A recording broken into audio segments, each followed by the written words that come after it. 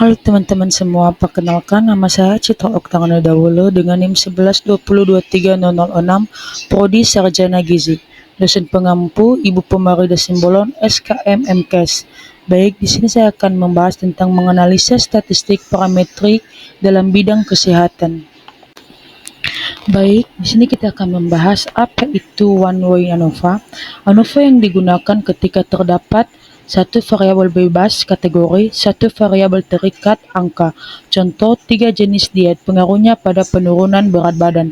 Hasil ANOVA menunjukkan yang pertama rata-rata tiap kelompok, kedua homogenitas varian, ketiga nilai F hitung, dan keempat nilai p-value.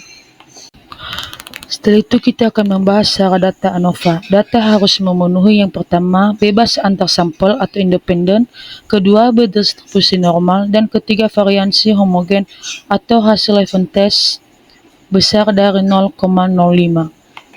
Baik, di sini kita akan membahas contoh kasus manual. Yang pertama, kasus perbedaan penurunan berat badan pada mahasiswa berdasarkan 3 diet, tinggi protein, tinggi serat, rendah kalori. Hipotesisnya HO tidak ada perbedaan rata-rata dan HA ada perbedaan rata-rata. Selanjutnya kita akan membahas hasil perhitungan manual. F hitung sama dengan 80,5, F tabel 3,89, hasilnya F hitung besar dari F tabel tolak HO. Makna ada perbedaan nyata antara ketiga diet. Diet paling efektif sama dengan diet tinggi protein. Berikutnya pengolahan data di SPSS. Langkah singkat, yang pertama input variabel, jenis diet dan penurunan berat badan. Kedua, beri kode kategori. Ketiga, analis compress means, one way ANOVA. 4, centang deskriptif dan homogeneity. Kelima, post-hoc L1 LCD, dan keenam, klik OK. Selanjutnya output SPSS-nya rata-rata diet tinggi protein sama dengan 3,08 kg, tinggi serat 0,4 kg, rendah kalori 1,50 kg, homogenitas P sama dengan 0,582, varian sama, uji ANOVA-nya P sama dengan 0,000, ada perbedaan signifikan, diet terbaik, diet tinggi protein. Baik, di sini kita akan membahas contoh soal kasus yang pertama. 3 kelompok pasien hipertensi diberi 3 jenis obat berbeda. Setelah 2 minggu, tekanan darah sistolik diukur. Peneliti ingin tahu apakah ketiga obat memberikan efek berbeda. Hasil ANOVA P sama dengan 0,001. Apa kesimpulannya? A. Tidak ada perbedaan antar kelompok. B. Variansi tidak homogen. C. Ada perbedaan signifikan antar kelompok. D. Penelitian gagal. Dan E. Semua kelompok sama rata-rata. Jawabannya C. Ada perbedaan signifikan antar kelompok. Alasan P kurang dari 0,05, HO ditolak, rata-rata tekanan darah berbeda. Selanjutnya kasus yang kedua, sebuah penelitian ingin mengetahui pengaruh 3 metode diet terhadap penurunan gula darah. Setelah ANOVA P sama dengan 0,000 dan peneliti ingin mengetahui kelompok mana yang berbeda. Apa langkah selanjutnya? A. Uji normalitas, B. post-hoc test, C. Uji regresi linear, D. Periksa outlier, dan E. Hitung median. Jawabannya B. post-hoc test. Alasan setelah ANOVA signifikan, post-hoc dibuat untuk mengetahui kelompok mana berbeda. Selanjutnya kita akan masuk ke kasus yang ketiga. Sebuah penelitian ingin mengetahui perbedaan kadar Hb pada ibu hamil yang diberikan FE tablet 1 kali per hari, 2 kali per hari, dan 3 kali per hari. Data berdistribusi normal, variansi homogen, apa ujian yang sesuai?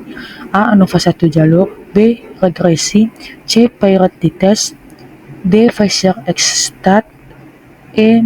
Mann-Whitney. Jawabannya A. ANOVA 1 jalur. Alasan ada 3 kelompok perlakuan, gunakan one way ANOVA. Baik, sekian dari hasil video saya. Terima kasih. Halo teman-teman semua, perkenalkan nama saya Citra Oktana Dawulo dengan NIM 1120230006, Prodi Sarjana Gizi, dosen pengampu Ibu Pemarida Simbolon SKM MKes. Baik, di sini saya akan membahas tentang menganalisa statistik parametrik dalam bidang kesehatan. Nah, yang pertama kita bahas yaitu regresi linear ganda. Regresi linear ganda digunakan ketika penelitian melibatkan satu variabel terikat besar dari dua variabel bebas. Persamaan dasar y bar sama dengan A ditambah B1 X1 ditambah B2 X2 ditambah sampai berikutnya ditambah sigma. Jenis analisis ini sangat berguna untuk memahami seberapa besar pengaruh gabungan beberapa faktor terhadap suatu kondisi kesehatan, misalnya berat badan, asupan gizi, atau tingkat kebugaran. Setelah itu kita akan membahas asumsi regresi yang harus dipenuhi. Untuk memastikan hasil regresi valid, beberapa asumsi harus terpenuhi. Yang pertama, hubungan antara X dan Y bersifat linear. Yang kedua, residual berdistribusi normal. Ketiga, tidak terjadi multikolinearitas. Keempat, tidak ada autokorelasi. Dan kelima, residual memiliki varians yang konstan. Memenuhi asumsi ini akan membuat model prediksi lebih akurat dan dapat dipercaya. Berikutnya kita akan membahas studi kasus manual. Peneliti menganalisis data 14 anak SD untuk melihat pengaruh umur dan tinggi badan terhadap berat badan. Setelah perhitungan manual diperoleh persamaan Y bar sama dengan 33,83 ditambah 1,98 X1 dikurang 0,11 X2. Interpretasi, setiap penambahan umur 1 tahun berat badan naik kurang lebih 1,98 kg. Setiap penambahan 1 cm tinggi badan, berat badan turun 0,1 kg. Hasil ini menunjukkan bahwa umur lebih berpengaruh dominan dibandingkan tinggi badan.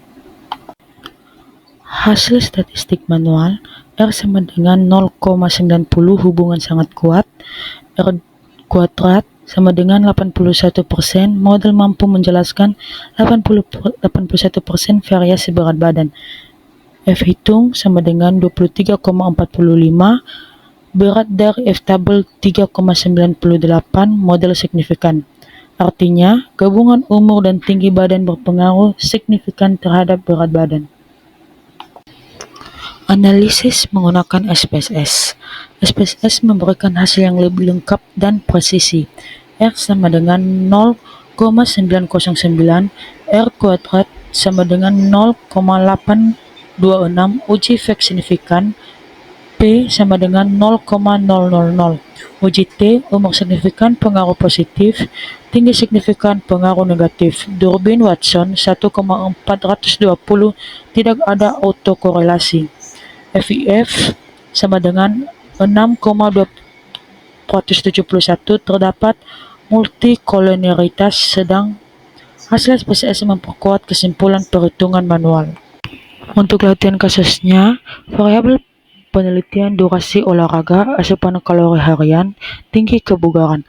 Hasil manual menunjukkan R sama dengan 0,997, R kuadrat sama dengan 99,44%. F hitung sama dengan 19,18, berat dari F tabel sama dengan 4,25.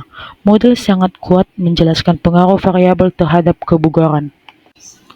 Untuk hasil SPSS, output SPSS menghasilkan R sama dengan 0,992, R kuadrat sama dengan 0,985, dW-nya sama dengan 2,365, tidak ada autokorelasi. Interpretasi, hampir seluruh variasi kebugaran dapat dijelaskan oleh durasi olahraga dan asupan kalori, model sangat baik dan signifikan. Jadi kasus yang pertama kita bahas yaitu variabel yang diuji durasi tidur, aktivitas fisik, konsumsi kafein.